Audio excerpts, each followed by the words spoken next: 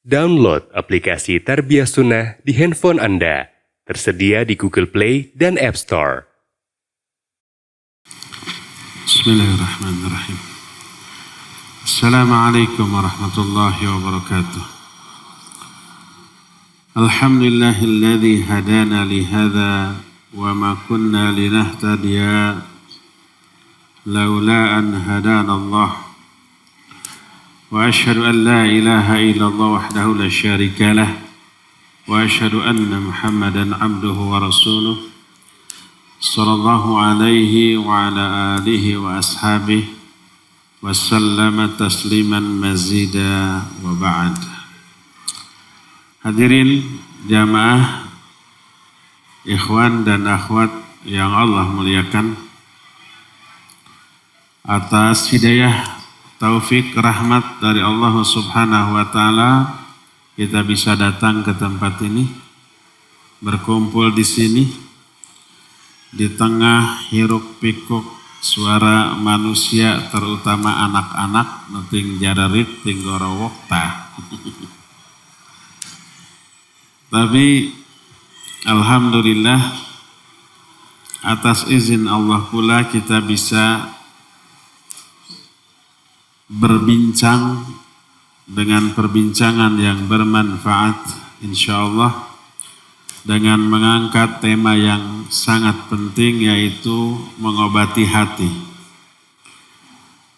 Hati yang dimaksud bukan hati secara fisik, tapi hati secara psikis,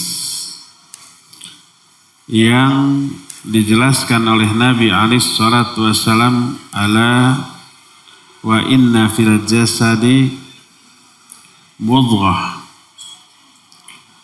idza salahat salahal jasadu kulluh wa idza fasadat fasadat jasadul kulluh ala wahyal qalb. Ingat, di dalam tubuh manusia, bukan tubuh, di dalam badan manusia ada segumpal daging. Bila segumpal daging ini baik, maka baiklah seluruh anggota badan, dan apabila rusak pula seluruh anggota badan. Ketika menerangkan hadis ini, para ulama di antara Imam Ibnu Qudamah Al-Maqdisi rahimahullah menjelaskan ada dua jenis hati.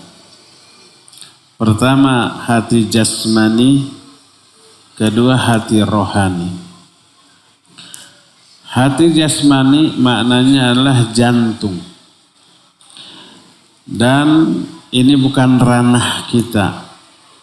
Bukan ranah para ulama, bukan ranah para asatid, para da'i, bukan. Ini mah ranah para dokter. Yang kedua, hati ruhani. Inilah yang dibahas oleh para ulama. Inilah yang diterangkan dalam Al-Quran dan hadis-hadis yang sahih. Termasuk hadis yang barusan kita sampaikan, bahwa dalam tubuh manusia ada segumpal daging.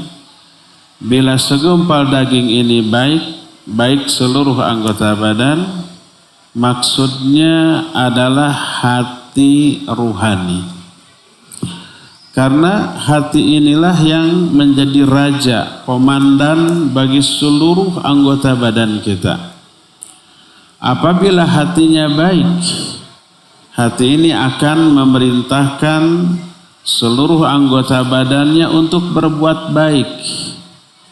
Akan memerintahkan seluruh anggota badan dan indera yang dimilikinya untuk menjauhkan diri dari hal yang diharamkan, yang dilarang.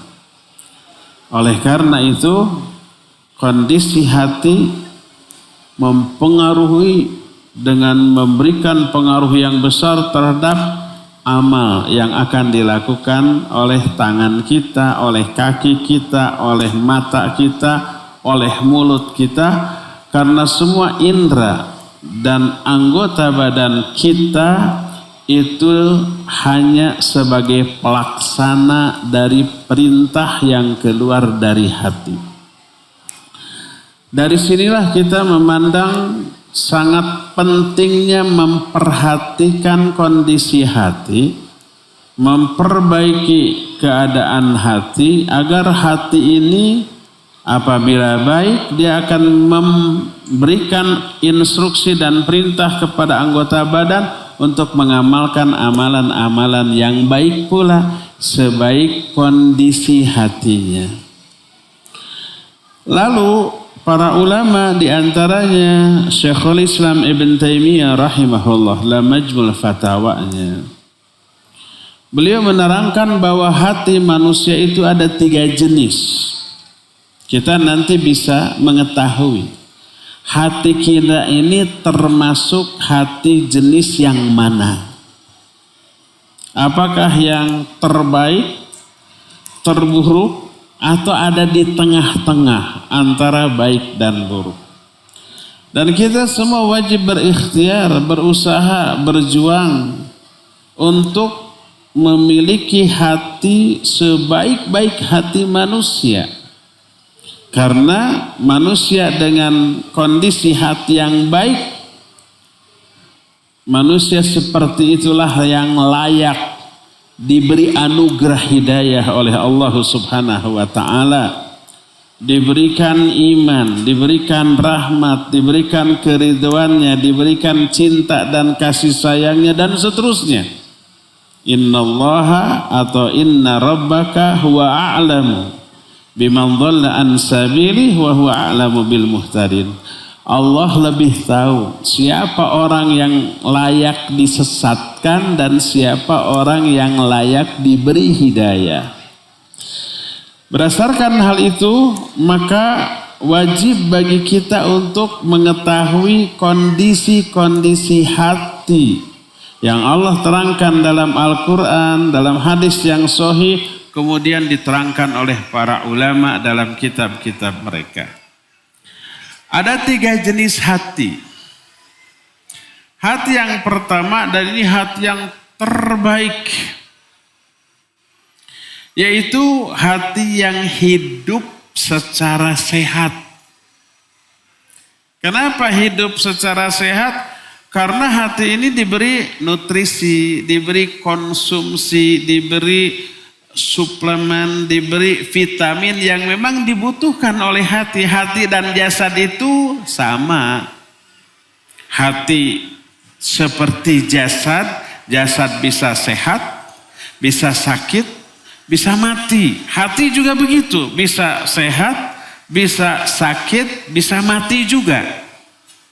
Sama, tidak ada bedanya.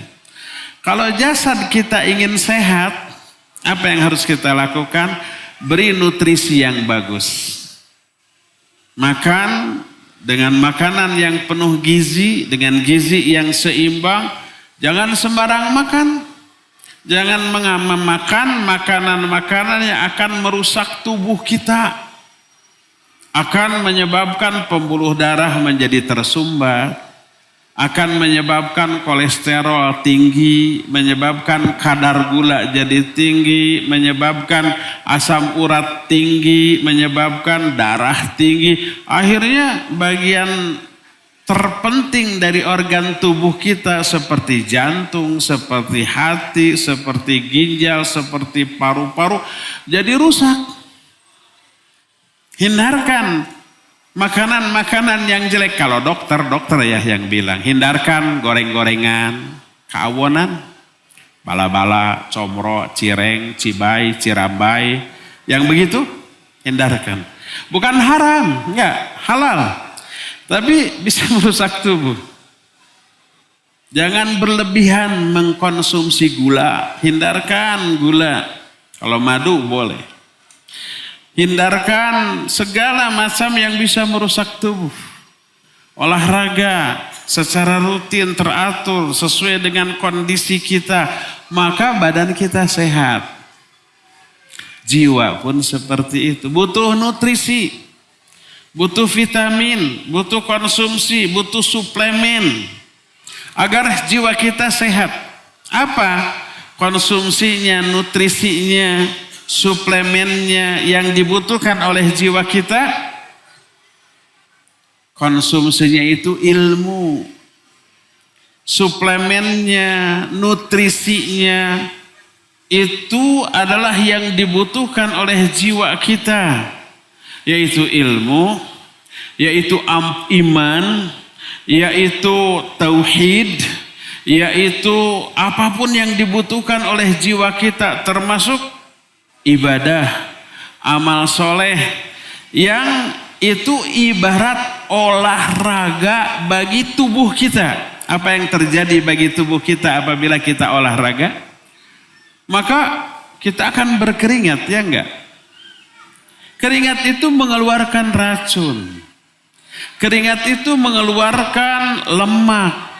Keringat itu mengeluarkan sampah-sampah yang tidak dibutuhkan oleh manusia. Keluar melalui keringat, melalui air kencing, melalui air ludah, melalui BAB. Dan itu dikeluarkan melalui proses salah satunya olahraga. Jiwa kita itu mungkin banyak sampah yang lahir dari dosa, dari maksiat, dari kelalaian, dari kesalahan, dari penyimpangan, dari syirik kecil ataupun besar, kufur kecil atau besar, nifak kecil ataupun besar, dari kebid'ahan dan dari semua penyimpangan. Itu meracuni jiwa kita. Maka bila tidak dibuang, sama dengan tubuh bila banyak sampah dan tidak dibuang, akan memperberat kerja dari organ tubuh kita yang vital, memperberat kerja jantung, kerja paru-paru, kerja ginjal, kerja liver, kerja empedu. Akibatnya timbul berbagai macam keluhan. Dosa pun begitu. Harus dibuang. Dalam bentuk apa? Dalam bentuk olahraga jiwa. Apa olahraga jiwanya? Ibadah, amal soleh, berbuat kebaikan. Semua kebaikan menghapus dosa, membuang sampah-sampah dari jiwa ini. Allah berfirman, innal hasanati yudhibnas sayyiat. Sesungguhnya kebaikan-kebaikan itu bisa menghapus dosa-dosa. Fa'atbi sayyi'atal hasanah tamhuha. Ikuti keburukan dengan kebaikan, maka kebaikan itu bisa menghapus, membuang dosa atau kesalahan tadi.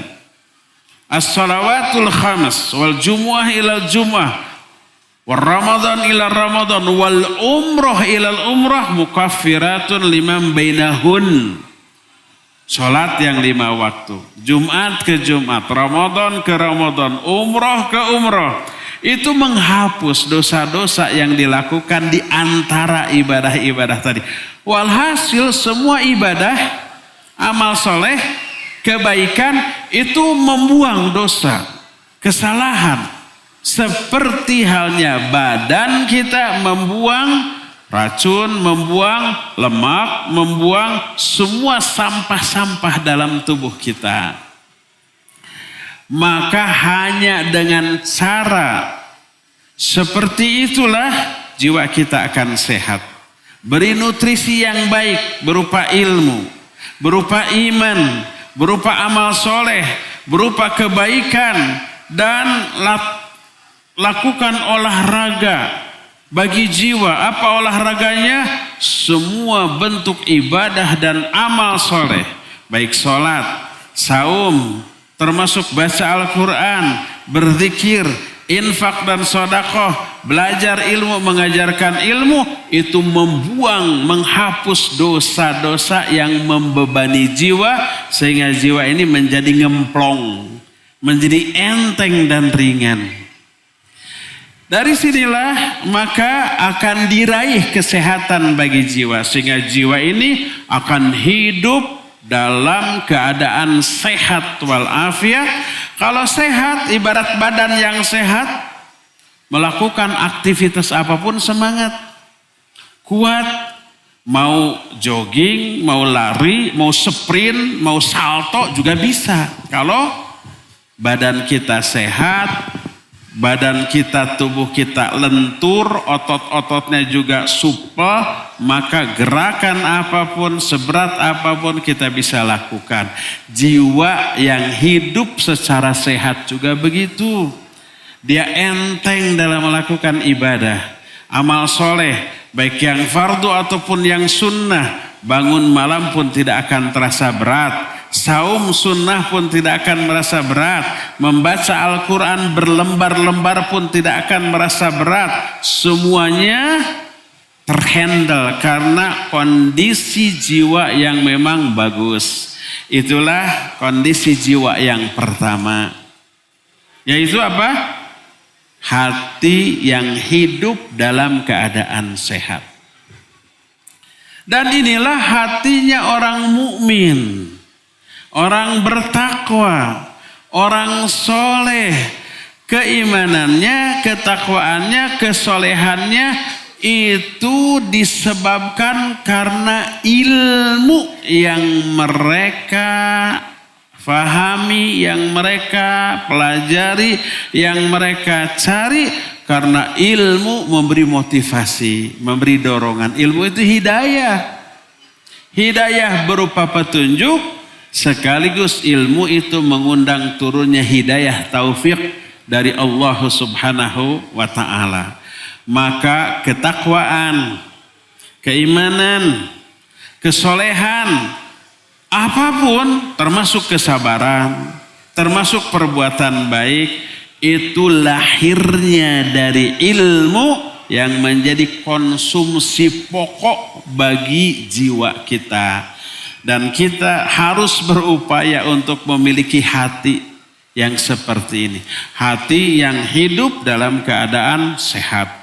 Tidak ada penyakit syirik, penyakit kufur, penyakit bid'ah, penyakit umpamanya syahwat dan syubhat, dosa dan maksiat.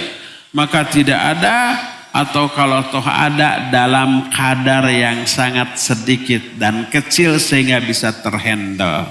Inilah jenis hati yang pertama. Semoga Allah memasukkan kita ke dalam jenis hati yang seperti ini.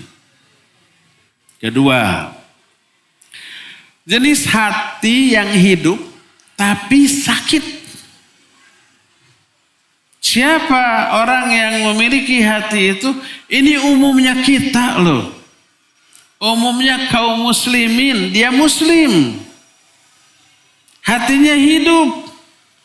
Tapi terkontaminasi oleh racun, oleh penyakit, oleh virus, oleh bakteri. Sehingga walaupun hidup, dia lemah. Karena terkena penyakit tadi. Apa penyakit yang menjangkiti hati? Ada dua jenis. Penyakit yang pertama, syubhat. Apa itu syubhat? Syubhat ini kesalahan, kekeliruan, penyimpangan yang disebabkan karena kebodohan dan ketidaktahuan. Karena bodoh, dia menganggap benar terhadap sesuatu yang salah. Yang benar dianggap salah, yang salah dianggap benar. Atau ragu mana sunnah, mana bid'ah, mana syariat, mana adat. Mana yang hak, mana yang batil. Karena ketidaktahuan dia salah. Akhirnya dia melakukan kesalahan, diyakini sebagai sebuah kebenaran. Itu syubhat. Dari sini lahirlah kekufuran, lahirlah kebid'ahan, lahirlah perbuatan syirik, lahirlah perbuatan maksiat. Semua penyimpangan lahir dari kebodohan, dan bodoh itu adalah penyakit. Berfirman Allah dalam banyak ayat yang menjelaskan penyebab semua kesalahan adalah kebodohan. Contoh syirik. Ketika Nabi SAW dengan para sahabat habis menaklukkan kota Mekah pulang ke Madinah, di jalan sebuah lembah namanya Hunain, ada beberapa orang orang-orang musyrik yang menggantungkan senjata-senjata mereka di sebuah kayu. Kayu itu dianggap berkhasiat, pedang, tombak, panah, busur, senjata apapun yang disimpan di sana jadi bertuah. Jadi senjata pusaka, jadi sakti mandraguna. Benda itu disebut Dhatu Anwat. Dan orang-orang musyrik punya tuh semacam jimat. Melihat begitu, para sahabat berkata, "Ya Rasulullah, ij'al lana dhata anwat kama lahum dhatu anwat." Wahai Rasulullah, buatkan bagi kami dhatu anwat sebagaimana mereka juga punya tuh dhatu anwat. Para sahabat minta jimat kepada Nabi SAW. Apa kata Nabi SAW? Kalian telah berkata kepadaku seperti perkataan kaum Musa kepada Musa, ij'al lana ilahan kama lahum aliha. Hai Musa, buatkan bagi kami satu patung sesembahan. Mereka juga tuh punya banyak patung sesembahan. Jadi kaum Nabi Musa meminta patung sembahan ini syirik. Dan ini syirik besar. Apa kata Nabi Musa? Bal antum qaumun tajhalun. Dasar kalian mah kaum yang bodoh. Maknanya kebodohanlah yang menjadi penyebab kalian terjerumus ke dalam perbuatan syirik minta patung sesembahan. Dari sinilah para ulama menyatakan pokok pangkal penyebab utama dari perbuatan syirik adalah kebodohan. Ini yang pertama. Termasuk ke dosa maksiat yang dilakukan oleh manusia itu penyebab pokoknya kebodohan. Ketika kaum Nabi Lut yang memiliki penyakit yang sangat rentan dan menular, LGBT, penyuka sesama jenis, datangkan malaikat bertamu sebagai manusia biasa, pemuda yang gagah ganteng gitu kepada Nabi Lut alaihissalatu wassalam. Atau kaum Nabi Lut melihat ada pemuda gagah teh ngiler. Apa kata Nabi Lut alaihissalatu wassalam? Itu anak-anak wanita kita. Kenapa kalian mendatangi laki-laki untuk melampiaskan syahwat dengan membiarkan para wanita? Bal antum qaumun tajhalun. Dasar kalian mah kaum yang bodoh. Disebut bodoh. Maknanya kebodohanlah yang menjadi penyebab kaumnya terjerumus ke dalam LGBT. Dan mereka merasa benar. Dengan menyukai sesama jenis, dengan berhujah ini kudrat. Ini adalah sesuatu yang mereka rasakan secara ujug-ujug. Diberi perasaan itu oleh Allah sehingga dianggap sebagai anugerah dan tidak dianggap sebagai sebuah kesalahan. Dan ini karena kebodohan. Seandainya semua yang Allah berikan sebagai perasaan dalam hati kita dianggap benar, boleh tersalur, wah bahaya. Kadang-kadang perasaan itu Allah berikan kepada kita sebagai ujian. Contoh, kita semua penyuka lawan jenis. Dan itu Allah tanamkan dalam hati setiap manusia. Zuyyina linnasi hubbus syahawat minan nisa. Sudah dihiasi hati manusia dengan kecintaan syahwat terhadap para wanita, terhadap anak-anak, terhadap harta. Disebut beberapa jenis harta. Semua kita punya. Tapi apakah karena secara kudrat, secara fitrah, secara naluriah, secara insting. Kita menyukai lawan jenis, menyukai harta, menyukai semua yang Allah sebutkan tadi. Boleh kita lampiaskan semau kita? Tidak. Ini diberi perasaan itu oleh Allah, ujian, hati-hati. Ada yang wajib dijauhi, ada yang wajib dihindarkan. Ada prosedur yang dibolehkan, ini tempuh. Yang diharamkan tidak boleh. Kalau lawan jenis, ada satu cara untuk membuatnya menjadi halal, yaitu menikah. Maka sesama jenis tidak ada cara apapun yang bisa menyebabkan hubungan itu menjadi halal. Walaupun dengan akad nikah tetap haram, tidak sah. Makanya Imam Az-Zahabi dalam kitab Al-Kabair memasukkan dosa liwat sebagai dosa yang jauh lebih besar dosanya dibanding dosa zina. Karena dosa zina yang dilakukan dengan lawan jenis ada cara untuk membuatnya halal, yaitu nikah. Adapun sesama jenis tidak ada. Dosanya lebih besar, azab dan hukumannya juga lebih dahsyat dibanding dosa perzinahan, baik hukum pidananya di dunia apalagi azabnya di akhirat nanti. Nah, LGBT lahir karena kebodohan. Allah menyatakan bal antum qaumun tajhalun, kalian madasar kaum yang bodoh. Kebodohanlah yang menyebabkan mereka terjerumus ke dalam maksiat berupa LGBT.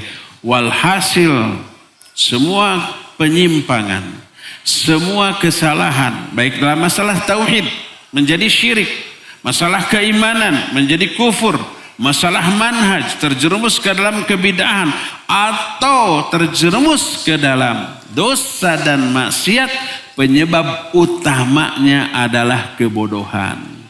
Maka berkata Imam Ibnu Qayyim rahimahullahu ta'ala, kata beliau, ma min dhammin fil Qur'an illa wa huwa min thamratil jahl. Tidak ada ayat Al-Quran yang isinya mencela sesuatu atau mencela seseorang kecuali itu pasti karena buah dari kebodohan. Allah mencela orang kafir, mencela orang musyrik, mencela ahli maksiat, mencela orang-orang yang menyimpang, dan semua celaan itu diakibatkan karena kebodohan para pelakunya. Makanya kebodohan ini penyakit. Apa obatnya? Obatnya adalah ilmu. Ketika ada seorang sahabat terluka badannya, berdarah-darah. Dalam kondisi seperti itu, dia junub. Datang waktu sholat. Karena dia junub, dia kan wajib mandi. Tidak boleh sholat kalau nggak mandi. Tapi kondisinya dia dalam keadaan berlumuran darah. Akhirnya dia bertanya kepada para sahabat, ada nggak rukhsah bagi saya untuk tidak mandi? Kalau mandi bahaya nih. Bisa parah penyakit saya. Semua sahabat menyatakan nggak ada rukhsah. Kamu wajib mandi. Mandilah orang ini. Dalam keadaan berlumuran darah, terluka. Apa yang terjadi? Mati orang itu. Sampai berita ini kepada Rasul sallallahu alaihi wasallam. Apa komentar beliau? Qatalahumullah. Mereka telah membunuhnya. Mereka yang dimaksud para sahabat yang memberi fatwa tanpa ilmu. Wajib mandi, nggak boleh enggak. Lalu kata Nabi SAW, limada lam yas'alu fa inna ilajal ayyi as-su'al. Kenapa mereka tidak bertanya terlebih dahulu? Karena obat bagi kebodohan adalah bertanya, adalah ilmu. Dari hadis ini para ulama menyimpulkan kebodohan itu penyakit. Obatnya ilmu. Bertanya itu berarti mencari ilmu. maka kebodohan melahirkan penyakit yang namanya syubhat. Dari syubhat ini lahirlah perbuatan-perbuatan yang menyimpang, yang keliru dari berbagai macam aspek, tapi pelakunya menganggap itu benar. Karena kebodohan itu syubhat. Maka siapa yang terkena syubhat, maka dia terjangkiti penyakit. Dan obatnya dengan ilmu. Maka dengan ilmu itu hilanglah syubhat, sembuhlah dia dari penyakitnya. Inilah jenis penyakit yang pertama. Tidak mematikan, tapi memperlemah iman. Dan kalau sudah teramat parah ya bisa mematikan hati. Ini yang pertama. Kedua, penyakit yang bisa menjangkiti hati adalah syahwat. Apa itu syahwat dan apa bedanya dengan syubhat? Kalau syahwat adalah kesalahan, dosa, penyimpangan, padahal dia tahu itu dosa. Dia tahu bahwa itu haram. Dia tahu bahwa dia terancam azab di alam kubur, bahkan di akhirat nanti. Kadang-kadang terancam sanksi di dunia. Seperti berzina, sanksi di dunianya dirajam. Mabuk, sanksi di dunianya dicambuk. Mencuri, sanksi di dunianya dipotong tangannya. Dia tahu.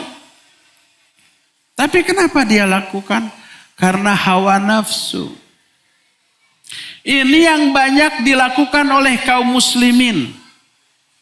Makanya banyak orang yang tahu itu dosa, tapi tetap dia lakukan.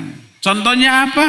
Semua dosa yang dilakukan oleh manusia pasti tahu itu dosa. Coba tanya kepada para koruptor, tahu nggak korupsi itu dosa? Pasti dia tahu. Tanya ke orang tukang gibah, tahu nggak bahwa gibah itu dosa? Tahu. Tanya ke copet, tahu nggak bahwa nyopet itu dosa? Tahu. Pemabuk, penjudi, pezina, tahu nggak itu semua dosa? Tahu. Kenapa dilakukan?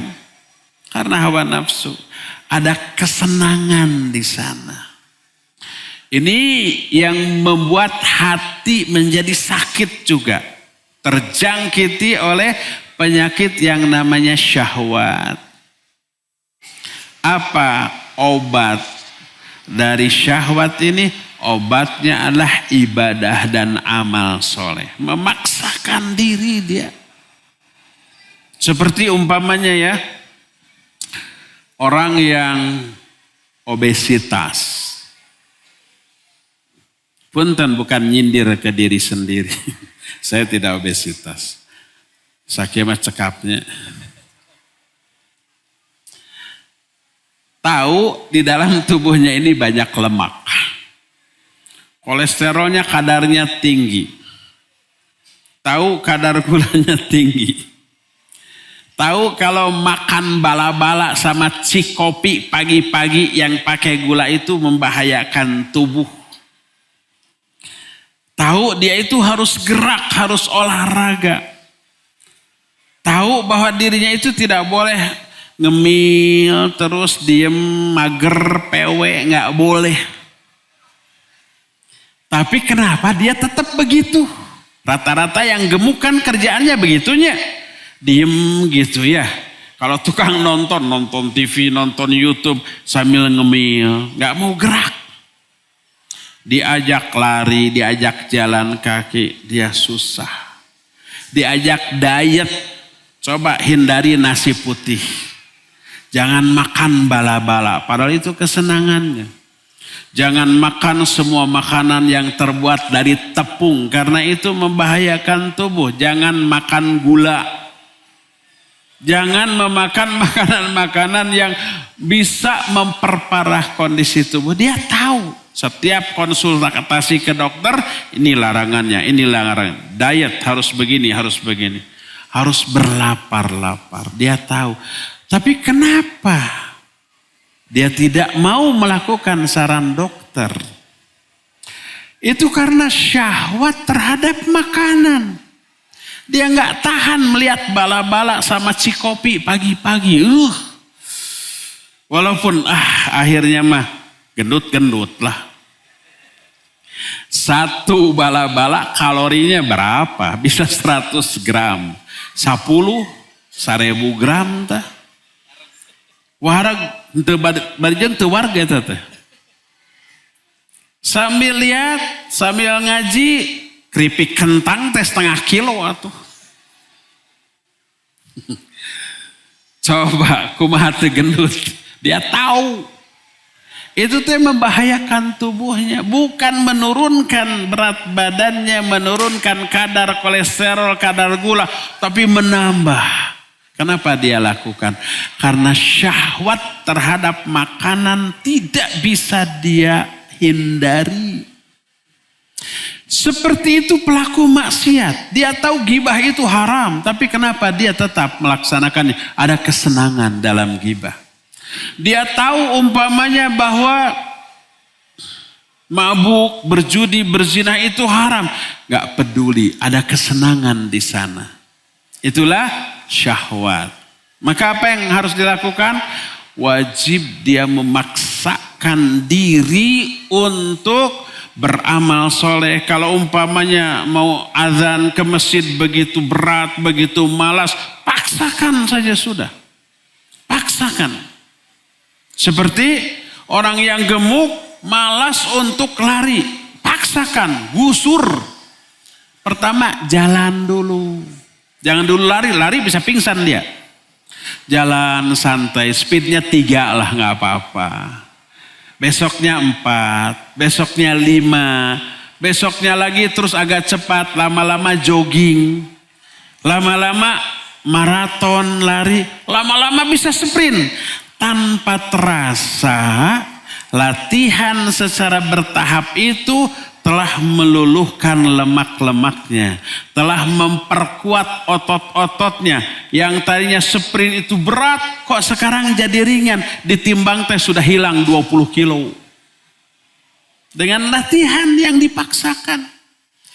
Ditambah dengan makanan yang masuk. Disortir, dihitung kalorinya, dihitung seratnya. Jangan sampai kalori yang masuk lebih besar daripada yang keluar. Kalau bisa sebaliknya, kalori yang keluar lebih banyak daripada yang masuk. Sehingga simpanan lemak dalam tubuh kita ini yang kemudian diambil, diproduksi, dibuang sebagai sumber energi untuk aktivitas kita yang berat. Seperti itu. Maka orang yang sudah terlanjur terkena penyakit syahwat, dia wajib melatih, memaksakan dirinya untuk melakukan ibadah, melakukan amal soleh, melakukan kebaikan, memaksakan diri untuk menjauhi semua keburukan. Cari kawan dan lingkungan yang bisa mendukung itu. Hindarkan kawan dan lingkungan yang bisa menyeret dia kembali kepada keburukan. Jangan lupa juga berdoa kepada Allah Azza wa Jalla. Minta pertolongan dan petunjuk kepadanya. Maka dengan cara seperti itu insya Allah penyakit syahwat ini sedikit demi sedikit akan hilang, akan berkurang dan hilang sama sekali. Itulah 2 jenis penyakit yang melemahkan hati kita. Itulah jenis penyakit, jenis hati yang kedua. Hati hidup tapi terjangkiti oleh penyakit. Ketiga, aya keneh waktos. Hati yang mati ini yang paling parah. Hati yang mati lah hati orang-orang kafir, orang-orang musyrik, orang-orang ateis, orang-orang yang tidak mengenal Allah sebagai Rabb dan Ilah baginya. Nah, hati yang mati menyebabkan terbalik dia menilai. Yang benar dianggap salah, yang salah dianggap benar. Yang hak dianggap batil, yang batil dianggap hak. Yang manfaat dianggap madarat, yang madarat dianggap hak, dianggap manfaat. Begitulah orang-orang yang hatinya mati. Bedanya hati yang mati dengan badan yang mati.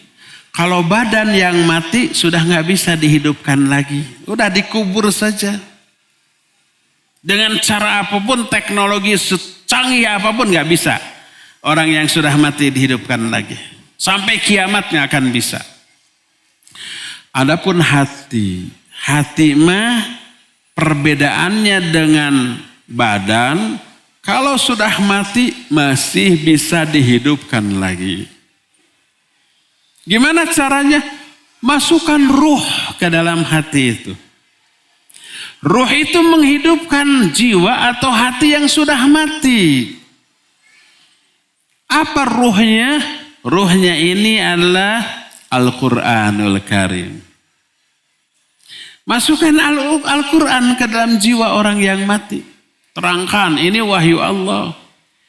Fahami, yakini ini adalah kalamullah. Difahami, ya, diyakini, dibaca, dihafalkan, diamalkan, didakwahkan, dibela. Maka Quran yang diperlakukan seperti itu akan menjadi ruh yang menghidupkan kembali jiwa yang sudah mati. Karena itulah salah satu sebutan bagi Al-Quran adalah ruh. Al-Quran disebut syifa karena dia berfungsi sebagai obat. Wa nunazzilu minal Qur'ani ma huwa syifa. Kami turunkan Al-Quran sebagai obat. Karena Quran berfungsi sebagai obat. Quran disebut zikr karena fungsinya peringatan. Quran disebut furqan karena fungsinya membedakan antara hak dan batil. Al-Quran juga disebut dengan sebutan rahmat karena memang menjadi rahmat bagi semesta alam. Salah satu sebutan bagi Quran adalah ruh. Sebagaimana firman Allah dalam Al-Quran, wa kadzalika auhayna ilaika ruhan min amrina. Demikianlah kami wahyukan kepada engkau hai Muhammad ruh dari perintah kami. Kami wahyukan ruh, maksudnya kami wahyukan Al-Quran yang fungsinya seperti ruh. Menghidupkan jiwa yang sudah mati. Tuh buktinya. Para sahabat dulunya musyrik. Mereka itu menyembah berhala. Mereka membunuh anak-anak bayi perempuan ketika baru lahir. Mereka menerapkan hukum rimba dalam kehidupan mereka. Sudah. Jiwa mereka sudah mati. Datang Islam. Datang Al-Quran. Datang Nabi SAW yang mengajarkan Al-Quran. Masuklah Al-Quran ke dalam jiwa mereka. Hati dan jiwa mereka yang sudah mati hidup lagi karena termasukkan ruh ke dalam jiwa mereka. Jiwanya yang sudah mati hidup lagi. Karena itulah ada seruan dari Allah dalam Al-Quran surah Al-Anfal 23. Ya ayyuhalladzina amanu stajibu lillahi wa lirasulih idza da'akum lima yuhyikum. Hai orang-orang yang beriman, penuhi seruan ajakan Allah dan Rasulnya. Kalau Allah dan Rasulnya mengajak mengajak kalian kepada apa-apa yang bisa menghidupkan kalian, menghidupkan jiwa kalian. Artinya mengajak kepada Quran, mengajak kepada sunnah, mengajak kepada syariat Islam. Itu yang membuat hati kalian hidup. Oleh karena itu para ulama ketika melihat rombongan orang-orang kafir lewat, mereka berkata apa? Ada kuburan yang sudah lewat, yang sedang lewat. Maksud kuburan yang sedang lewatnya apa? Jasad orang kafir. Jasadnya hidup sementara hatinya sudah mati dan hatinya terkubur di dalam jasad mereka yang masih hidup. Hatinya sudah terkubur sebelum jasadnya dikuburkan di dalam tanah. Maka tubuh orang-orang kafir, orang-orang musyrik ibarat kuburan yang sedang berjalan karena tubuhnya itu menjadi kuburan bagi jiwanya yang sudah mati. Nah, inilah kondisi jiwa terburuk, yaitu hati yang mati, yang jauh dari tuntunan wahyu, dari Quran Sunnah, dari ilmu, dari syariat Allah. Mati karena ruhnya sudah jauh dari jiwanya, tapi masih bisa dihidupkan. Sampaikan Quran kepadanya. Kalau sudah masuk ke dalam hatinya, ibarat ruh masuk kembali ke dalam jasad, maka akan hidup kembali. Awalnya lemah, tapi kalau terus diberikan Quran, penjelasan tentang ayat, penjelasan tentang hadis, lama-lama jiwa yang tadinya mati, hidup dalam keadaan lemah, terkuatkan, akhirnya hidup secara sehat, kembali kepada jenis hati yang pertama tadi, yaitu hati yang hidup secara sehat. Walhasil dari 3 jenis kondisi hati yang diterangkan oleh para ulama ini ternyata sumber kehidupan bagi jiwa. Bagi hati adalah nutrisi yang paling dibutuhkan oleh hati dan jiwa kita, yaitu wahyu. Yaitu Al-Quran dan As-Sunnah. Yaitu ilmu tentang syariat yang bersumber dari Allah Subhanahu wa ta'ala. Hanya dengan mengkonsumsi nutrisi yang tepat bagi jiwa, berupa ilmu yang bersumber dari Quran Sunnah menurut pemahaman salaful ummah, hati kita akan hidup secara sehat. Dan kalau hidup secara sehat, maka tak ubahnya seperti badan yang hidup dalam keadaan sehat, segar bugar, kuat, tidak rentan terkena penyakit, semangat di dalam melaksanakan berbagai macam aktivitas yang bermanfaat. Dan itulah kondisi yang paling ideal, paling bagus bagi hati kita sebagai manusia. Raihlah kesehatan hati, obati hati kita yang sakit dengan ilmu, dengan penjelasan yang bersumber dari Al-Quran dan As-Sunnah dan dijelaskan oleh para ahlinya yang bersumber dari para ulama as-salafus soleh. Ya, inilah sebagai pengantar dari dialog kita tentang kondisi hati dan bagaimana mengobati hati yang sakit.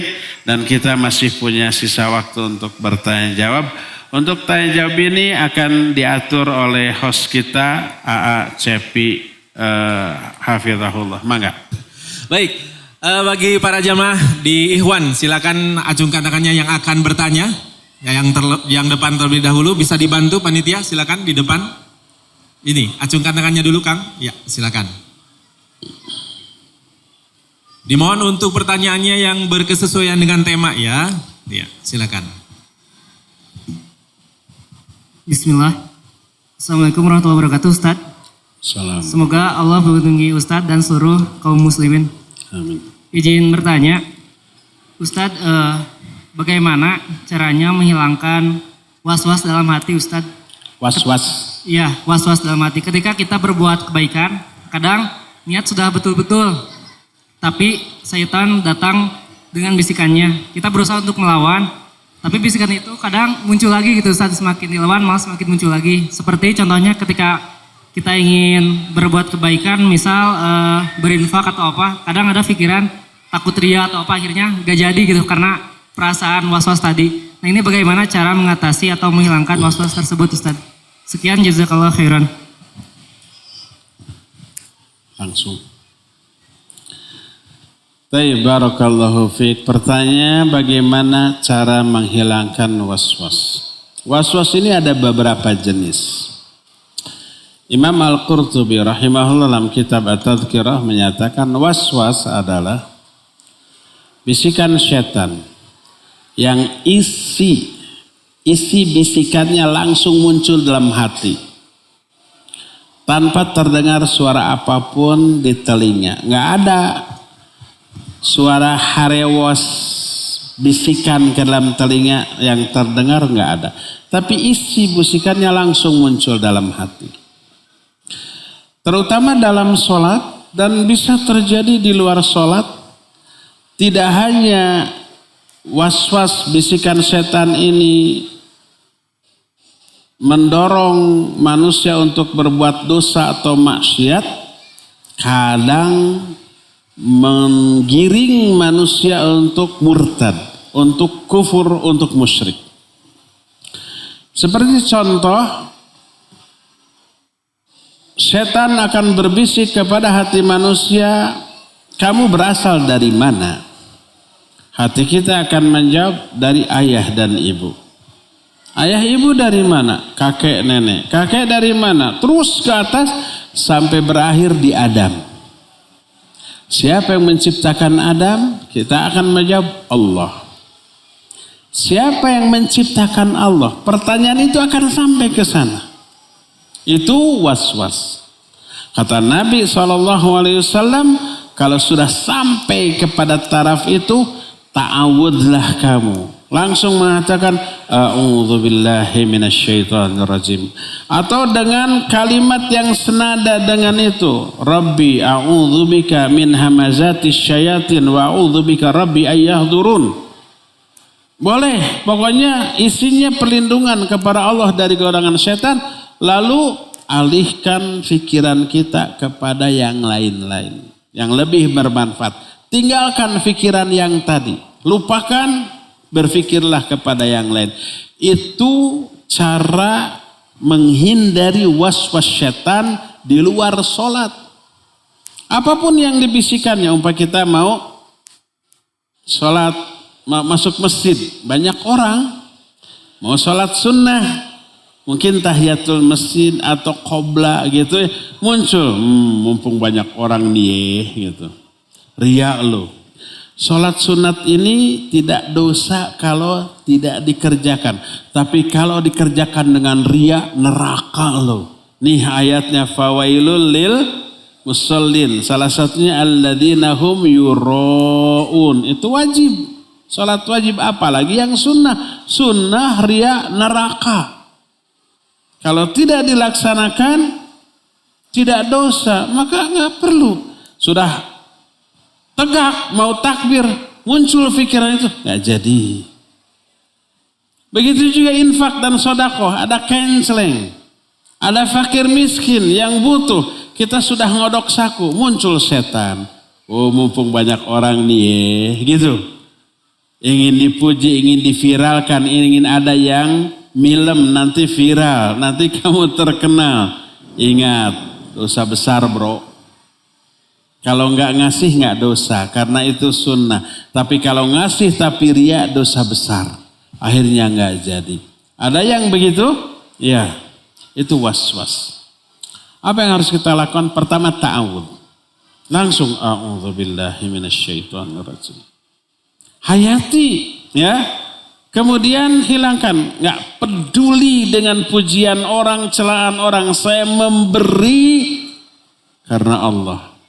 Nggak peduli orang mau meng-like, mau nge-hate, membenci, mau menyukai, mau memuji, mau mencela. Yang penting saya sholat sunat karena Allah Azza wa Jalla. Langsung mantapkan niat kita lillahi ta'ala. Jadi jangan hiraukan bisikan setan tadi. Itulah dua langkah cara kita menghindari waswas. Pertama, ta'awud. Yang kedua, palingkan pikiran kita dari hal tadi yang dibisikkan oleh setan, maka insya Allah kita akan selamat. Itu kalau di luar sholat. Sekarang ada di dalam sholat. Ada orang yang ketika sholat muncul pikiran-pikiran duniawi, ada apa tidak? Ada. Ada apa banyak? Banyak. Banyak apa semua? Semua. Gitu teh. Sama. Ini juga dialami oleh para sahabat. Kata sahabat, ya Rasulullah, Inna syaitan yahulu baini wa baina salati. Ya wahai Rasulullah, setan itu selalu menghalangi antara aku dengan salatku. Jadi ketika salat tuh ingat ke ini, keinget ke itu gitu. Apa kata Nabi SAW? Dzaka syaitan yuqalu lahu hinzib. Eta teh perbuatan setan yang namanya hinzib. Ada yang namanya hinzib di sini? Awas. Nanti kalau punya anak, mentang-mentang kedengarannya keren, hinzib. Begitu, hinzib. Jangan, itu nama setan. Faida ahsastahu, kalau kamu merasakan mengalami hal itu, fata'awad billah. Berlindunglah kamu kepada ta'awud. Kemudian kamu meludah ke kiri 3 kali. Fafa'ala fadhahaba ma yajid. Dia melakukan apa yang disarankan oleh Nabi SAW. Hilang was-was yang selama ini dialami. Salat apa yang dilakukan oleh sahabat sehingga dia terganggu oleh setan si hinzib tadi? Salat sunnat. Karena dia menyendiri. Kalau fardu kan berjamaah di masjid ya. Maka ketika salat ada gangguan itu boleh ta'awud, boleh. Boleh meludah ke kiri 3 kali, boleh, dianjurkan. Gimana kalau salat berjamaah di masjid yang karpetnya mahal, semeternya 500.000? Begitu takbir Allahu Akbar, muncul sesuatu. Setiap sholat begitu. Atau karpetnya. Untuk sholat fardu tidak boleh. Sholat sunat, tahajud. Atau apalagi di zaman dahulu kan tidak berkarpet. Tidak berubin, berkeramik, tapi tanah. Mau meludah nggak ada masalah zaman dahulu ya. Kalau sekarang di masjid yang berkarpet semeter 500.000 jangan dilakukan ya. Nah itu cara yang harus dilakukan ketika was-was itu muncul dalam sholat kita. Adapun ketika kita sholat fardu berjamaah muncul was-was dari setan, cepat palingkan lagi, fokuskan lagi pikiran kita, jiwa kita untuk menghayati bacaan yang sedang kita baca dalam sholat kita ya. Wallahu a'lam. Syukran Ustaz atas jawabannya. Panitia di area Ahwat ada mic tidak? Ada, baik. Kami akan berikan kesempatan dulu kepada Ahwat yang akan bertanya, silakan. Cek. Ya, silakan. Assalamualaikum warahmatullahi wabarakatuh Ustaz. Waalaikumsalam. Waalaikumsalam warahmatullahi. Ustadz, saya punya penyakit autoimun dan GERD. Tiap hari saya sakit dari subuh sampai pagi hari. Saya ikhtiar berobat, tapi tidak serius karena saya berpikir kalau saya sembuh nanti tidak akan digugurkan dosa. Dan kata dokter penyakit saya tidak parah, tapi tidak boleh diabaikan. Dalam hati saya selalu bersyukur dikasih sakit ini. Kalau menurut agama, bagaimana Ustadz? Karena saya tidak sungguh-sungguh berobat dan tidak sungguh-sungguh ingin sembuh. Begitu Ustadz. Syukran. Silakan. Barakallahu fiik. Saya doakan semoga Allah memberikan kesembuhan. Amin. Dan berobatlah. Karena itu perintah Nabi alaihi salatu wasallam. Tadawau fa inna likulli da'in dawa. Berobatlah kalian. Ini perintah. Karena setiap penyakit pasti ada obatnya. Jangan katakan nggak akan bisa sembuh, pasti bisa sembuh dengan cara pengobatan yang tepat. Nah, tapi takut kalau sudah sembuh nggak bisa lagi memetik keuntungan dari sakit. Ya, zaman dahulu beberapa sahabat lebih memilih sakit daripada sehat. Kata Ibnu Abbas, ala adullukum bi imra'atin min ahlil jannah. Mau enggak? Aku tunjukkan kepada kalian seorang wanita ahli surga. Hadhil mar'atus sauda. Tuh, ini wanita yang hitam itu. Kanat ta'ti ila Rasulillah sallallahu alaihi wasallam qalat, ya Rasulullah inni asra wa inni atakashaf. Fad'ullaha ayyashfiyani. Wanita ini dulu datang kepada Nabi ketika Nabi SAW masih hidup. Lalu berkata, ya Rasulullah, aku punya penyakit sorok. Sorok ini dijelaskan oleh para ulama dengan dua. Pertama, bahasa kitanya epilepsi, suka kejang-kejang kan? Ayan atau epilepsi. Yang kedua, suka kesurupan. Sorok itu begitu. Karena kan gejalanya samanya. Ayan, epilepsi kalau sudah terjadi kayak kesurupan. Dan kalau aku kambuh, auratku sudah terbuka, suka terbuka. Kan gak eling, tidak ingat. Tolong doakan kepada Allah agar Allah menyembuhkanku. Apa kata Nabi SAW? In syi'ti sabarti walakil jannah. Wa in syi'ti da'autullaha ayyashfiyaki. Kalau kamu mau, kamu sabar dengan penyakitmu ini. Gak perlu ingin sembuh, dijamin kamu surga. Tapi kalau kamu mau, aku akan doakan kepada Allah agar Allah menyembuhkanmu. Tapi gak ada jaminan surga. Cing, milih mana? Mending tetap sakit dengan jaminan surga, mending sehat gak ada jaminan surga. Wanita ini berkata, asbiru ya Rasulullah, saya memilih sabar. Tidak mau sembuh. Tetap sakit, sabar di atas sakitnya, jaminannya surga. Tapi tolong doakan kepada Allah, kalau saya kamu aurat saya tidak terbuka. Lalu didoakan. Wanita ini memilih sakit dengan jaminan apa? Surga. Daripada sembuh tapi tidak ada jaminan surga. Ini contoh pertama. Contoh kedua. Nabi SAW menyatakan bahwa tidak ada seorang pun muslim yang terkena ini termasuk min sakmin, penyakit. Kecuali Allah akan ampuni dosa-dosanya. Illa kafarat bihi khatayahu. Allah akan menghapus dosa-dosa orang ini. Siapapun yang sakit, dosanya terhapus. Seorang sahabat mendengar itu berdoa, ya Allah sakitkan saya seumur hidup. Tapi jangan sampai sakit saya menghalangi saya dari 3 hal. Pertama sholat berjamaah, kedua haji, ketiga jihad fisabilillah. Doanya tuh dikabul. Sejak saat itu dia panas badannya, meriang, sakit terus. Dan dia tidak terhalang dari 3 hal tadi.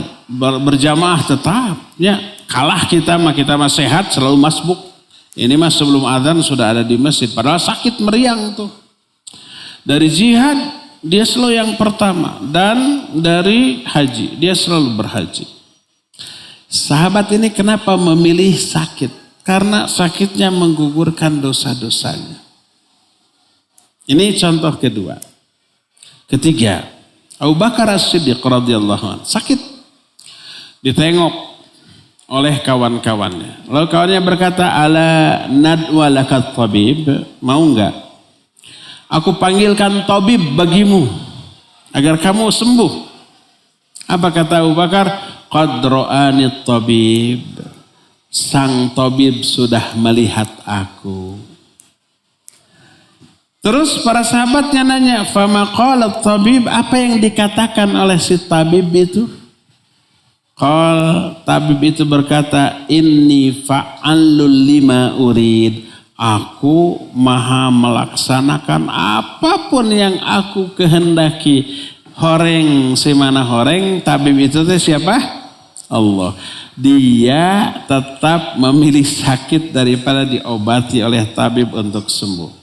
Dan banyak lagi kasus para sahabat memilih sakit daripada sembuh. Karena melihat keuntungan sakit. Sakit itu dosanya gugur. Kalau bersabar pahalanya dilimpahkan secara tidak dihitung.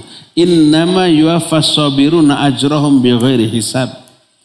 Sakit itu menyebabkan doanya didengar, dikabul oleh Allah Subhanahu wa ta'ala. Sakit itu menyebabkan terangkat derajat kemuliaannya di mata Allah SWT dan banyak lagi. Maka para sahabat banyak yang memilih sakit daripada sembuh. Tapi kenapa Nabi SAW menyuruh kita berobat? Tadawaw fa inna likulli da'in dawa. Kadang-kadang berobatnya bukan dengan cara hissi, ke tabib, ke dokter, ke ahli kesehatan, bukan. Tapi dengan cara syar'i. Gimana salah satu cara syar'inya itu? Infak, sedekah, itu obat. Kata Nabi SAW, tasaddaku, bukan begitu. Nabi SAW menyatakan, kata beliau, isfi maradakum bis sadaqah. Atau dalam lafaz lain dawau maradakum bis sadaqah. Obati orang yang sakit di antara kalian dengan cara sedekah. Sedekah itu obat. Tapi obat syar'i, bukan obat hissi. Kalau syariat menetapkan begitu, insya Allah sembuh dengan cara bersedekah. Dan itu sudah dibuktikan oleh para ulama. Intinya Nabi SAW menyuruh berobat. Tapi para sahabat memilih sakit. Jadi kalau kita sakit mending berobat atau mending tetap sakit seperti para sahabat. Kan gitunya. Dijawab oleh para ulama. Di antara Imam Ibnu Qayyim rahimahullah. Tergantung kita sekualitas apa iman kita. Kalau iman kita sekualitas para sahabat, sakit ini memberi keuntungan tapi ada madarat. Apa madaratnya? Orang yang sakit itu suka mengeluh, merepotkan orang lain, terhalang dari kewajiban, tidak produktif, kayak gitu kan? Itu adalah sisi-sisi negatif kerugian dari sakit. Nah, kalau sekualitas sahabat, ketika sakit mereka hanya akan memperoleh keuntungan. Dosa gugur, pahala melimpah, doa diijabah, kemuliaan terangkat naik. Sementara itu dalam sakitnya mereka tidak menjadi beban bagi orang lain. Tidak pernah mengeluh, tidak terhalang dari kewajiban, tetap bisa produktif.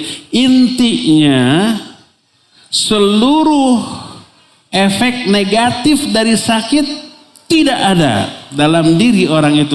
Dan seluruh keuntungan dari sakit bisa dia raih. Silakan dia memilih sakit daripada sehat. Tapi kalau ada orang imannya lemah, tidak sehebat para sahabat, dengan sakit dia mengeluh, dengan sakit dia merepotkan orang, harus diurus, dengan sakit dia tidak produktif, dengan sakit banyak menimbulkan madarat. Orang yang kayak begini mah lebih baik sembuh aja lah. Biar lebih maslahat, biar tidak menimbulkan madarat bagi orang lain. Jadi pertanyaan akhwat tadi yang punya autoimun tadi, dia kurang sungguh-sungguh dalam berobat karena tetap ingin sakit gitu. Apakah boleh? Boleh.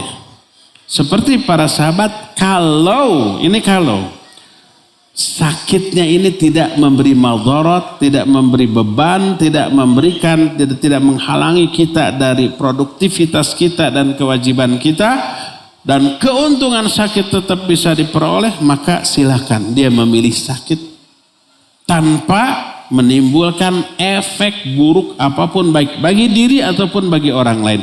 Tapi kalau dengan sakit ini banyak terhalang dari kewajiban, ngaji nggak bisa karena punya sakit ini, baca Al-Quran baru membuka juga sudah liar, puyeng, ditutup lagi. Mau Senin saum Kemis, jangankan saum seharian, baru 1 jam tidak makan oge ngelaper kayak gitu. Lebih baik berobat dan sembuhlah dari penyakit itu ya. Wallahu a'lam bissawab. Baik, syukran jazakallahu khairan Ustaz atas jawabannya. Dan selanjutnya untuk Ikhwan silakan yang akan bertanya lagi. Iya, kita ke sebelah ujung sana dulu. Tadi mic-nya mana? Sebelah sana yang pakai masker putih, silakan. Ya. Di depan Kang mic-nya. Iya. Bismillah, assalamualaikum warahmatullahi wabarakatuh. Assalamualaikum. Jazakallahu khairan Ustaz atas kesempatannya. Mau tanya Ustaz, terkait tadi soal obat penyakit syahwat adalah banyak melakukan ibadah dan amal soleh. Sedangkan di sisi lain dampak dari dosa adalah hilangnya kehusyuan atau ruh dari ibadah itu sendiri. Nah ini apakah kita tetap paksakan Ustadz, dan apakah lama-lama kehusyuan itu akan kita peroleh nantinya? Barakallahu fikum. Iya, wa fika barakallah. Baik. Ketika kita merasa iman turun, dan turunnya iman ditandai dengan malas beribadah, semangat bermaksiat, kita harus paksakan diri kita untuk beribadah. Terbayang ketika malas ibadah dipaksakan ibadah pasti asal-asalannya. Kalau sholat nggak khusyuk, ingin cepat selesai. Apakah begitu? Iya pasti begitu. Tapi itu lebih baik daripada tidak sholat sama sekali. Sama dengan orang yang gendut gitu ya. Dipaksa olahraga nggak akan bisa lari. Paling jalan. Nggak apa-apa jalan dulu. Bertahap nanti. Sekarang bisa jalan dengan speed 3. Besok speed 4. Besoknya lagi 5. Besoknya lagi bisa jogging. Besoknya lagi bisa lari maraton. Besoknya lagi bisa sprint. Bertahap ya, termasuk ibadah. Sekarang sholat ala kadarnya, tidak khusyuk ya. Jangankan yang punya banyak dosa, yang tidak banyak dosa juga susah sholat khusyuk itu. Tapi paksakanlah. Pelajari bagaimana kiat meraih kekhusyuan di dalam sholat. Kebetulan kita punya majelis itu kan, setiap hari Ahad kedua di Al-Furqan kita membahas kiat meraih kekhusyuan di dalam sholat. Hadir jam 9-nya, nanti ada BC-nya gitu. Nah pelajari itu, amalkan itu, ikhtiarkan, usahakan, perjuangkan. Insya Allah kekhusyuan akan bisa diperoleh. Jadi walaupun kita belum bisa khusyuk dalam sholat, tetaplah sholat dengan ketidakkhusyuan kita itu jauh lebih baik daripada tidak sholat hanya karena tidak bisa khusyuk dalam sholat. Nanti insya Allah bertahap dan Allah akan membuka jalan kepada kita asal kita sungguh-sungguh. Walladzina jahadu fina lanahdiyannahum subulana. Siapa yang bersungguh-sungguh di jalan kami, akan kami tunjukkan jalan-jalan yang mudah dari kami kepada mereka. Ya, wallahu a'lam bishawab. Ya. Ya, silakan Ikhwan yang di depan. Kang, silakan Kang. Ya, silakan. Bismillah. Assalamualaikum warahmatullahi wabarakatuh. Waalaikumsalam warahmatullahi wabarakatuh. Ustadz sebelumnya Afwan, Ana mohon doanya Ana dan keluarga tetap istiqomah di jalan yang hak sampai akhir hayat dan dimasukkan ke surganya Allah. Amin. Amin. Minta doanya. Bagaimanakah Ustadz cara-cara untuk mengamalkan ilmu setelah pengajian-pengajian baik dari Ustadz ataupun Ustadz lain? Karena itu sangat berat sekali kalau istiqomah untuk terus mengamalkannya gitu Ustadz. Apakah itu ada juga penyakit hati Ustadz? Ya. Baik. Iya, kita sering ngaji, tidak hanya ke 1-2 ustadz, ke puluhan ustadz. Ilmu nambah, tapi pengamalannya ternyata berat. Itu ya. Pertanyaan bagaimana caranya agar bisa mengamalkan seluruh ilmu tadi. Pertama, kalau ilmu yang kita fahami, yang kita pelajari, hukumnya wajib untuk diamalkan. Seperti rukun Islam yang 5 ya, sholat, saum Ramadan, zakat, haji. Mau tidak mau wajib kita amalkan, yang apabila tidak kita dosa. Pacu diri kita, paksakan diri kita untuk mengamalkannya semampu kita. Walaupun tidak bisa sempurna, sholat, tidak bisa khusyuk, belum bisa mutaba'ah karena kebodohan. Tetaplah sholat dan tetaplah belajar. Demikian juga zakat. Sudah kena nisab, sudah 1 haul, keluarkan zakatnya, hitung. Saum juga begitu. Begitu Ramadan tiba, wajib kita saum walaupun belum sempurna. Di dalam saumnya masih banyak kelalaian, masih banyak penyimpangan. Saumlah semampunya. Begitu juga haji atau umroh, ya. Itu wajib untuk kita lakukan. Adapun kalau ilmu yang kita fahami ini hukumnya sunnah. Contoh kita sudah tahu ilmu tentang keutamaan tahajud. Tata caranya, jumlah rakaatnya, waktunya semua kita tahu. Dan tahajud hukumnya sunnah. Lalu kita tidak mengamalkannya, tidak dosa. Hanya kita meninggalkan sesuatu yang afdol. Kita tahu keutamaan saum sunnah, Senin Kamis, Daud, Ayamul Bid, Arafah, ataupun Asyura. Kita tahu keutamaannya. Tapi itu hukumnya sunnah, lalu kita tidak amalkan. Kita tidak dosa. Karena hukumnya apa? Sunnah. Nah, jadi bertahaplah. Kita amalkan yang wajib-wajib dulu. Ilmu yang setelah kita pahami ternyata wajib untuk kita lakukan, lakukan. Paksakan diri kita semampu yang kita bisa. Adapun yang sunnah, nikreh tur ngereye. Itu nggak ada terjemahannya. Lakukan secara bertahap, ya. Kalau Senin Kamis belum mampu, Ayamul Bid dulu. Ayamul Bid belum mampu, minimal Arafah, sama Asyura gitu ya. Nanti bertahap ya. Ayamul Bid, terus Senin Kamis, terus Daud dan seterusnya. Baca Al-Quran umpamanya ya. Kita mampunya hanya 5 ayat dulu sehari. Ya nggak apa-apa. Lebih baik begitu daripada tidak sama sekali.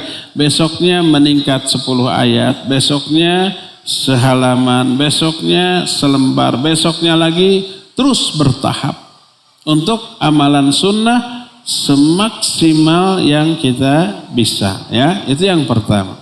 Kedua, cari lingkungan, cari kawan bergaul yang baik. Bergaulah dengan orang yang suka saum Senin Kamis. Ayo buka bersama Senin Kamis nanti. Kita terpacu. Wah, ayo buka bersama, ikut Senin Kamis, ya. Ayo ada halaqah Al-Quran tahsin atau tahfidz, ikut gabung ke sana. Kita akan terkondisi.